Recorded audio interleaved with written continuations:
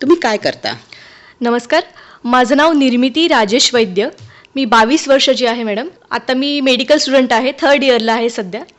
गेल्या 22 वर्षामध्ये माझा वक्तृत्व कलाशी निगडीत इतका सहवास लाभला आहे मला यांचा, की एकपात्री प्रयोगापासून तर नाटकापर्यंत एकांकिका स्पर्धा मी गाजवल्या आहेत. त्याचप्रमाणे मला बऱ्याच दिग्गज व्यक्तिमत्वांचा सहवास सुद्धा लाभला, मार्गदर्शनही लाभलं. मी बघितली तुमची डायरी, त्याच्यामध्ये भाऊ कदम आहेत, सिंधुताई सपकाळ आहेत, बऱ्याचशा लोक आहेत, त्यांच्यामध्ये तुमचा सहभाग घेतलेला आहे, त्यांच्यासोबत तुमचे फोटो देखील आहे. फार कमी वयातला तुमचा हा फार मोठा प्रवास आहे. याची जी सुरुवात कशी झाली? एकपात्री प्रयोगाची सुरुवात म्हणाल तर एक साधारणतः 13 वर्षाची असेल मी. गणपती उत्सवामध्ये विविध गुणदर्शन नावाची एक स्पर्धा आयोजित केली जाते अजूनही. त्यात मी सहजपणे एक चुटकुला म्हणून सादर केला, वऱ्हाड निघालं लंडनला. त्याला मॅडम इतका प्रतिसाद मिळाला मला की मोठ्या मोठ्या ज्येष्ठ लोकांनी मला पैसे दिले 100-200. आणि त्या काळी मला पैसे समजतही नव्हते, तरी सुद्धा इतकं कौतुक वाटलं त्या पैशांचं मला. तेव्हापासून एक उमेद जागी झाली की वऱ्हाड पूर्ण केलं पाहिजे. मग मी ते पूर्ण 1.5 तासाचा प्रयोग केला आणि आज माझे पूर्ण महाराष्ट्रात 52 प्रयोग झालेत. वा, तुमचं बालपण वगैरे धुळ्यातच गेलं? हो. वडील काय करतात तुमचे? वडील आर्टिस्ट आहेत मॅडम. आमचे पेंटिंगचे वगैरे बिझनेस आहे. ते तुम्ही हे जेव्हा सुरुवात केली या सगळ्या प्रयोगाला वगैरे, तुमचं फार वय कमी होतं, पण इतक्या कमी वयामध्ये कसं काय तुम्ही ही झेप घेतली? म्हणजे सुरुवात तुम्ही असं हळूहळू केली असेल, तर त्याच्यासाठी काही तुम्ही कलाकार म्हणून अभ्यास केला का, किंवा असं काही बघितलं का की कोणी एकपात्री प्रयोग छान सादर करतं? बरोबर. ते वय असं होतं ना की पुस्तकं वाचण्याची इच्छा नव्हती तेव्हा, बिलकुल अभ्यास नाही करायचा. तेव्हा फक्त मला एक मूवी बघायची. मग लक्ष्मण देशपांडे यांचे सगळं जो प्रयोग होता 3 तासाचा, तो पूर्ण प्रयोग मी दररोज बघत असायची. स्कूलमधून आली का तेच पहिले बघत असायची. ते बघता बघता इतकं पाठ होऊन गेलं. त्याच्या व्यतिरिक्त मग नटसम्राट त्याचेही मी प्रयोग केले. ती फुलराणी सुद्धा केलं. अरे वा. कर्ण आणि कृष्णाचा संवाद देखील सादर केला. त्यानंतर या नाटकांमधून जात असताना एलियन्स द ग्रेट, स्त्री जन्म, पैसा, आशाची किरण असते, गोष्ट असते, अशा अनेक एकांकिका स्पर्धांमध्ये मी सहभाग घेतला. बरं निर्मिती, जेव्हा तुम्ही एकांकिका स्पर्धामध्ये सहभाग घेत होता, त्यासाठी एक धाडस लागतं की स्टेजवर गेलं पाहिजे, बोलण्याची तर ते वक्तृत्व जे असतं त्याचा एक अभ्यास पण ते मुळातच तुमच्यामध्ये होतं की तुम्हाला त्याच्यासाठी काहीतरी मेहनत करावी लागली? मुळात भाषण कला सुरू असताना अनेक यश अपयशाच्या पायऱ्या मी चढल्या.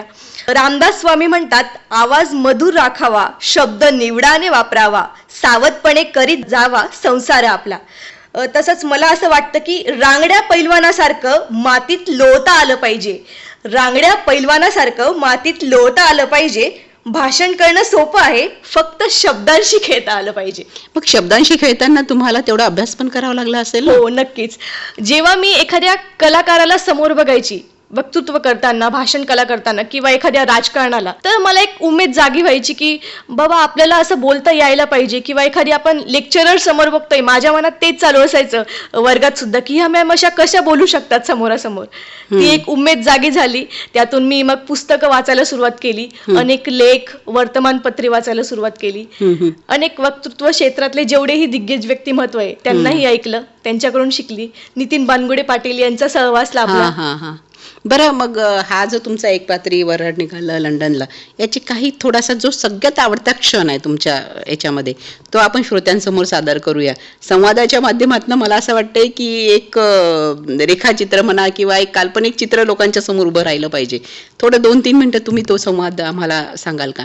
मराठवाड्यात एक खेडेगाव आहे. आता या खेडेगावामध्ये एक गर्भ श्रीमंत शेतकरी आहे. या गर्भ श्रीमंत शेतकऱ्याचं घरचं नाव आहे बाप्पा. या बाप्पाला एकुलता एक लेवक आहे, त्याचं नाव आहे काशीनाथ. हा काशीनाथ लय हुशार आहे.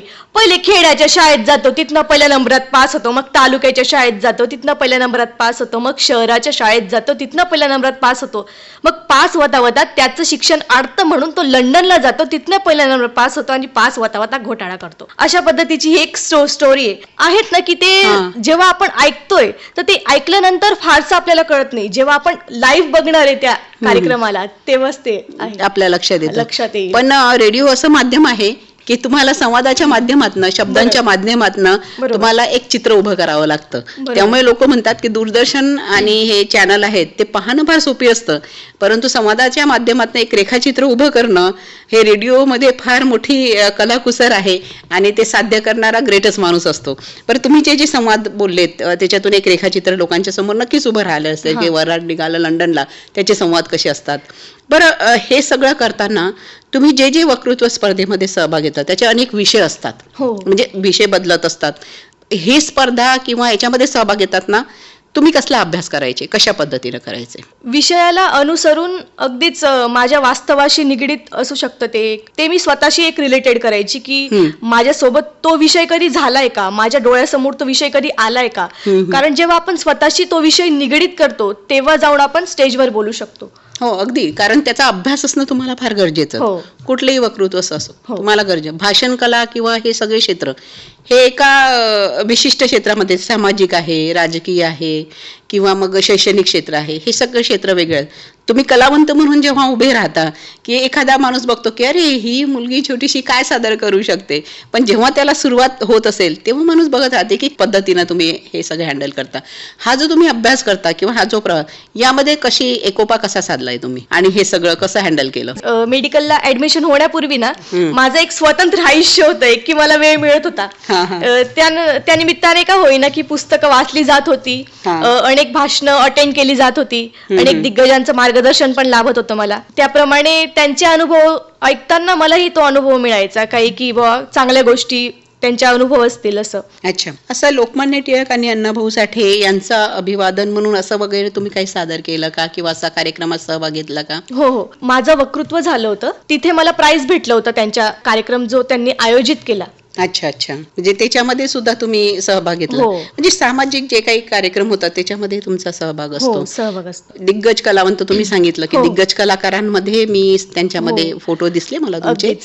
कसं घडलं किंवा याची निर्मिती कशी झाली? एकपात्री प्रयोग करत असताना पद्मश्री शाहांची मला भेट झाली आणि ती नकळत होणारी भेट होती की त्यांच्या मार्गदर्शनाखालून मी गेली. सिंधुताई सपकाळ माई अगदीच जिवलग होत्या माझ्या. लहानपणापासून मला आई नसल्या कारणाने त्यांनी मला इतकं मार्गदर्शन केलं. त्यानंतर हास्य कलाकार भाऊ कदम त्यांच्यासोबतही मला काम करण्याची संधी मिळाली अगदीच लहान वयात असताना. विशाखा सुभेदार असतील त्यांच्यासमोरही मी परफॉर्मन्स सादर केला. सुप्रसिद्ध अभिनेत्री पूजा सावंत यांच्यासमोर मी अभिनय सादर केलाय. हा, बऱ्याच तुम्ही अभिनय. बरं, सिंधुताई सपकाळ जेव्हा आपण बघितलं की सिंधुताई सपकाळ यांना वक्तृत्व जबरदस्त होतं. हो. त्यांचा अभ्यास अरे ग्रेटच होता, प्रश्नच नाही. त्यांच्या काय चारोळी, काय कविता, काय. तर हा अनुभव काय सांगाल, म्हणजे कशी त्यांची भेट झाली आणि कसं झालं सगळं? एकदा एकपात्री प्रयोग सुरू होता, मला माहितही नव्हतं की ते येतील कार्यक्रमात वगैरे. अच्छा. माझा सगळं झालं, सेटअप झालं, प्रयोग झाला, प्रयोग समाप्त झाला, सगळं पॅकअप होताना ऍट द एंड आम्हाला सांगितलं गेलं की माई येत आहेत स्टेजवरती. अच्छा. मग आम्ही सगळे शॉक होऊन गेलो आणि मला इतकी एक्साइटमेंट माईंशी भेटायची की मी जेव्हा माईंशी बोलली तेव्हा माईंनी मला अगदीच मिठी मारली आणि त्यांचे डायलॉग इतके सुंदर आहेत. प्रश्नच नाही, खूप सुंदर. ते म्हणतात की काटे बोसले तर सहन करारे, कारण काट्यांना बोचणं माहित असतं, वेदना माहित. बरोबर आहे. आणि मग भाऊ कदम, म्हणजे मला असं वाटतं सगळ्या महाराष्ट्राला हो. भाऊ कदम माहितीये. नुसती त्यांची एंट्री झाली तरी लोक हसायला सुरुवात करतात. तर यांच्याशी आलेला अनुभव याबद्दल सांगा. भाऊंसोबत एक छोटंसं पात्र साकार करायला मिळालं मला. तेव्हा असं होतं की त्यावेळेस फारसं काही समजत नव्हतं, पण टीव्हीत दिसणारा कलाकार आपल्या सोबत आहे एवढंच समजत होतं. अच्छा, म्हणजे तेव्हा तो. आणि तो कुठलं पात्र तुम्ही सादर केलं भाऊ कदम यांच्याशी? एक छोटी मुलगी होती संध्या नावाची, तिचा मुलगा एक पर्कल पोरकामध्ये आपण सादर करणारं पात्र होतं ते. खूप सुंदर अनुभव होता तोही माझा. लोकनाट्य स्पर्धेमध्ये आमची भेट झाली होती. बरं, तुम्ही इतक्या वक्तृत्व स्पर्धा मध्ये सहभाग घेतला, सगळ्यात आवडता विषय कुठला होता? पांढरा कोट, त्याग आणि न्यायाचे प्रतीक. अच्छा. हा आत्ताचा माझा सगळ्यात आवडता लेटेस्ट विषय. एक 3 महिने झाले असतील त्या विषयाला. तो का आता मला आवडतो की मी आता मेडिकल क्षेत्राशी एकदम जवळची झाली आहे. मला पेशंट हँडल करणं इतकं आवडतं आणि ते आता माझं प्रोफेशन आहे. आणि ज्या वेळी एक डॉक्टर म्हणून मी जर बघते समोरच्याला, तर ते मी सगळं माझं घरदार सोडून किंवा त्याग सगळा करून मी त्या व्यक्तीकडे बघत असते. म्हणून तुम्ही पांढरा कोट घेतला? हो. बरं, मग हा विषय हँडल करताना याची मांडणी कशी केली तुम्ही? सगळ्याच पद्धतीने जेव्हा आपण डॉक्टर फील्डमध्ये येतोय. सोप्या भाषेत सांगायला गेलं तर डॉक्टर फील्ड अशी आहे की तिला सगळं सोडून द्यावं लागतं. आता काही जण म्हणतील की डॉक्टर खिसा कापतात वगैरे, आता बऱ्याच जणांचे हो, नाव आता अगदी. झालेले आहेत तसे. पण मला असं वाटतं की डॉक्टर सगळ्यात मोठा त्याग करतात. स्वतः सुखाला जुगारून, स्वतःच्या सुखाचा त्याग करून ते पेशंट हँडल करत असतात. त्यांच्यासाठी फक्त सेवा आणि पेशंटचा जीवच महत्वाचा असतो. आज इथे बसून मॅम मी तुमच्या समोर बोलतीये की मी एक डॉक्टर होईन तर मी फक्त सेवा स्वतःला इतकं वाहून देईल मी की पेशंटच्या वेळेस मला कुठलाही स्वार्थ दिसणार नाही. हे चांगलंच आहे ना, कारण सगळेच डॉक्टर एकसारखे नसतात. असं आपण म्हणू शकतो. पण हा विषय वक्तृत्व स्पर्धेत कसा काय निवडला तुम्ही, म्हणजे कशी मांडणी केली मग या सगळ्याची? त्याच्यासाठी अभ्यास केला? हो, त्याच्यासाठी मी स्वतःचे काही अनुभव घेतले, काही चारोळ्या घेतल्या, काही डॉक्टरांचे अनुभवही महत्वाचे होते मला. माझे जे सिनियर होते त्यांचेही मी हेल्प घेतली. अच्छा. बरं, सामाजिक कार्यामध्ये तुम्ही जेव्हा बघितलं आलं मग काही काही गोष्टी सामाजिक कार्यामध्ये देखील सहभाग घेतलेला आहे, त्याचे तुम्हाला बरेच सर्टिफिकेट मिळालेले आहे. कुठले कुठले सामाजिक कार्यामध्ये तुमचे सर्टिफिकेटचे झाले?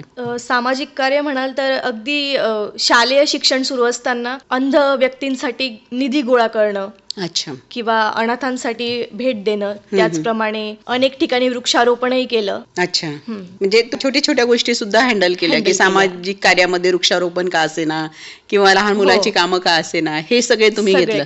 बरं, एकपात्री प्रयोग करताना स्टेजवर जेव्हा माणूस जातो, जाण्याच्या आधी जे मनामध्ये काहीतरी चाललेलं असतं की अरे आपण गेल्याच्या नंतर ते कसं प्रेझेंट करणार, हजारो श्रोत्यांच्या भीडमध्ये जेव्हा तुम्ही स्टेजवर जाता तो अनुभव काय, त्याबद्दल सांगा. सगळ्यात जास्त असं वाटतं की समोरच्या व्यक्तीला असं वाटत असतं की ही दिग्गज कलावंत आहे किंवा मीच नाही किंवा अनेक दिग्गज कलावंत, की ते घाबरत नसावेत. पण मला असं वाटतं की प्रत्येक व्यक्ती स्टेजवर जाताना त्याचे पाय थरथरणारच आहेत स्टेजच्या खाली. त्याच्यानंतर तो वरती जात असतो, त्याच्यानंतर त्याला कॉन्फिडन्स बिल्डअप होत असतो हळूहळू. बरं, सावंत मॅडम सोबतचा अनुभव काय म्हणतं, म्हणजे कसं काय आला तो अनुभव? मी भरतनाट्यमची दुसरी परीक्षा पास झाली. अच्छा. त्यानंतर मेडिकलला ऍडमिशन झाल्यानंतर मी स्टॉप केलं सगळंच. अच्छा. कारण अभ्यासच खूप वाढला माझा. ते तर आहेच की अभ्यास वाढ. असं झालं आहे तुमचं की तुम्ही सामाजिक क्षेत्रात आहात, एक पात्री प्रयोग करता, भरतनाट्यमचं तुम्ही हे घेतलंय, त्याच्यानंतर तुम्ही डॉक्टर पण होणार आहात. म्हणजे हे सगळ्या गोष्टी एका व्यक्तीमध्ये असणं, म्हणजे त्याला अष्टपैलू कलावंतच म्हणूया आपण. पण तुम्ही डान्सकडे म्हणजे एक कुठे डान्स कुठे याचं कुठे ताळतम्य काही बसत नाही. हे कसं तुम्ही हँडल केलंय, कसं मला झालं? भरतनाट्यमची लहानपणापासून आवड होती पण माझं वय बसत नव्हतं. मग 10वीच्या आधीच मी स्टार्टअप केलं. मग ते स्टार्टअप करता करता 2 परीक्षा पास झाली, पण ते पुढे करायला जमलंच नाही मला. त्याच्यासाठी खूप मेहनत पण घ्यावी लागते. बरं, नटसम्राट म्हणून तुम्ही प्रयोग सादर केला ग. तर नटसम्राटसाठी तुम्हाला तो अभ्यास करावा लागला असेल, कारण नटसम्राट प्रयोग म्हणजे कठीण आहे. बघितलंय मी ते एक पात्री प्रयोग. मी एकदा नाना पाटेकर यांचा सुद्धा नटसम्राटचा प्रयोग बघितला, तर तो जबरदस्त होता. कारण तो बघितल्याच्या नंतर जे व्यक्तिमत्व डोळ्यासमोर असं, इतरही श्रोत्यांना तुम्हाला तो प्रयोग सादर करताना अशी सगळ्या गोष्टी जाणवल्या का? तुम्हाला वाटलं का परिपूर्णरित्या आपण तो मांडणी केलेली आहे? सगळ्यात पहिले तर मी ह्या विषयाला हात लावण्यासाठी घाबरली होती की नटसम्राटला हात लावू का नको मी, कारण ते ग्रेटच आहे. की ते कारण ते मी सादर करणं म्हणजे बिलकुल पण मला योग्य वाटत नव्हतं त्यावेळेस. मी सगळ्या कलाकारांचे बघितले सादर करताना, काही प्रोग्राम लाईव्ह बघितले, काही पुस्तकही वाचले, सगळे पुस्तकं जेवढे होते. मग त्यात कोण काय बोलतंय किंवा कोणत्या कलाकाराचं काय म्हणणं आहे त्या बाबतीत ते सगळं वाचन केलं. अच्छा, मग त्याच्यातलं थोडंसं एक 2-3 मिनिटाचं आपण आपल्या श्रोत्यांना ऐकूया. कुणी घर देतं का रे? घर to be or not to be, that is the question.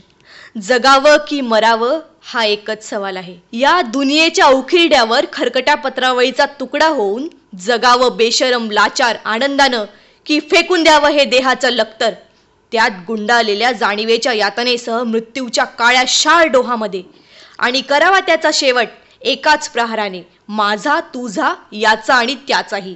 मृत्यूच्या महासर्पाने जीवनाला असा डंख मारावा की नंतर येणाऱ्या निद्रेलाही नसावा जागृतीचा किनारा कधीही. पण त्या निद्रेलाही पुन्हा स्वप्न पडू लागलं तर यातच मेक आहे. नव्या स्वप्नांच्या अनोळखी प्रदेशात प्रवेश करणाऱ्यांचा धीर होत नाही, म्हणून आम्ही सहन करतो हे जुनं जागपण, सहन करतो प्रेताच्या निर्जीवपणाने अभिमानावर होणारे बलात्कार, आणि अखेर करुणेचा कटोरा घेऊन उभे राहतो खालच्या मानेने आमच्या मारेकरांच्याच दाराशी. विधात्या तू इतका कठोर का झालास?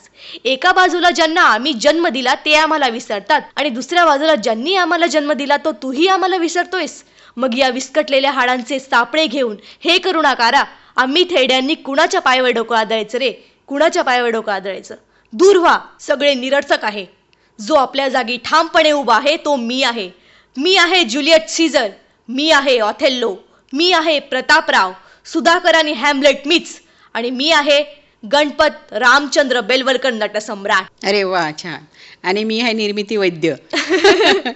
बरं, निर्मिती, हे सगळे प्रयोग तुम्ही जेव्हा स्टेजवर आल्याच्या नंतर प्रेझेंट करता, याच्यासाठी तुम्ही अभ्यास करता, असाही अनुभव आला असेल ना की कुठेतरी प्रॉब्लेम आले आपल्या आयुष्यामध्ये हे सगळं सादर करताना, कुठेतरी जाणवली ही गोष्ट की अरे ही गोष्ट राहून गेली किंवा ही गोष्ट करायला आपण हवी होती, असं कधी जाणवलं का? कारण खूप मेहनत करताना आपल्याला छोट्या छोट्या गोष्टी लक्षात येतात. तुम्ही म्हणालात की असं कधी जाणवलं का, जेव्हा आपण एका आपल्यापेक्षा दिग्गज कलावंताला बघतोय समोर, तर त्या व्यक्तीला बघताना मला हेवा वाटायचा की मी पण असं झालं पाहिजे, मी पण या क्षेत्रात पुढे गेलं पाहिजे.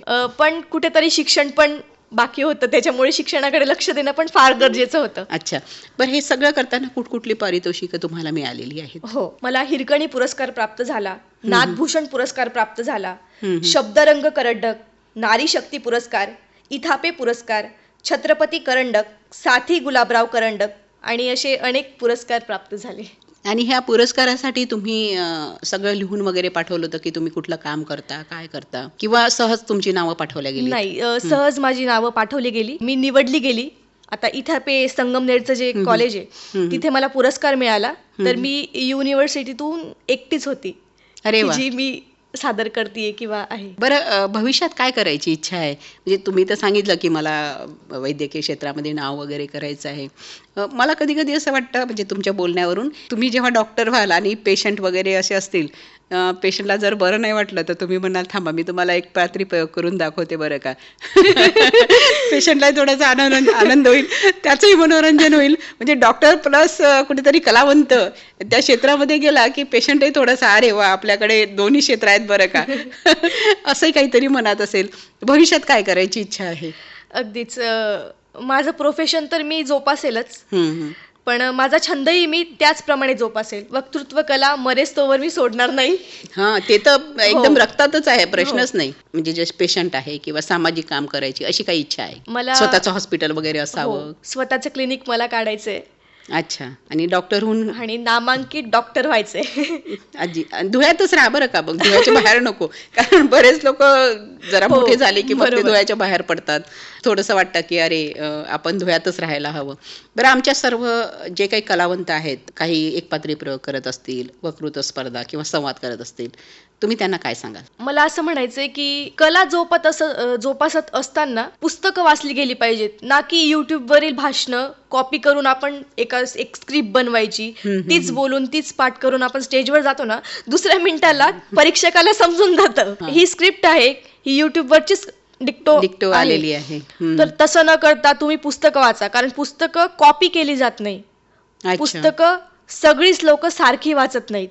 पुस्तकं सगळे स्टुडंट जे असतात किंवा लोक जे असतात ते फार वेगवेगळे वाचत असतात, आणि त्यातले जे चारोळ्या असतील किंवा आपल्या मनाने काही लावा, स्वतःची स्क्रिप्ट तयार करा, त्यालाच व्हॅल्यू आहे. अगदी स्वतःशी शब्द स्वतःशी जपवणूक करतात, आपले शब्द आपल्याशी बोलत असतात. बरोबर. त्यामुळे आपण तो प्रेझेंटेशन चांगला करतो. किंवा सर्वात जास्त आवडता असा जो प्रयोग असेल तो सादर करा आणि त्याच्यानंतर आपण मुलाखत संपवूया. हो, नक्कीच. ती फुलराणीला मॅडम मला खूप प्रतिसाद मिळाला.